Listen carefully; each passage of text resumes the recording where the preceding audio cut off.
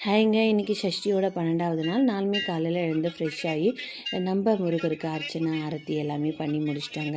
இன்றைக்கி நான் அவங்க கூட பேச போகிற டாபிக் என்ன அப்படின்னா, நார்மலாகவே நான் ஒரு வேளை சாப்பிட்லனாலே நான் ரொம்ப டயர்ட் ஆகிடுவேங்க. ஆனால் என்ன ஆச்சரியம்னே தெரியாது, இந்த சஷ்டியில் இருக்கும்போது மட்டும் எனக்கு பசிங்கிறதே தெரியாதுங்க. நான் 3 வேளை கூட சாப்பிடாமல் இருந்திருக்கேன். கடைசி 2 வருஷம் நான் விரதம் இருந்தேன்னு சொல்லியிருக்கேன் இல்லையா, அப்போ பாலும் பழம் மட்டும் தாங்க சாப்பிட்டு விரதம் இருந்திருக்கேன்.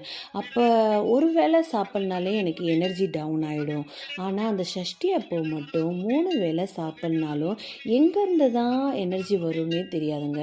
நம்ம பாடிக்காக இருக்கட்டும், நம்ம மைண்டுக்காக இருக்கட்டும், எப்போவுமே ஒரு மாதிரி ஃப்ரெஷ்ஷாகவும் ஆக்டிவாகவும் இருப்போம்.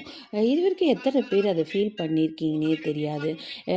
அப்படி ஏன் நடக்குதுன்னு எனக்கு தெரியாது. நார்மல் டேஸில் எனக்கு அந்த எனர்ஜி அதெல்லாம் எதுவுமே கிடைச்சது கிடையாது. எப்போ நான் சஷ்டி விரதம் இருப்பேனோ அப்போ மட்டும் அந்த அந்த பவர் எனக்குள்ளே இருந்துக்கிட்டே இருக்கும்.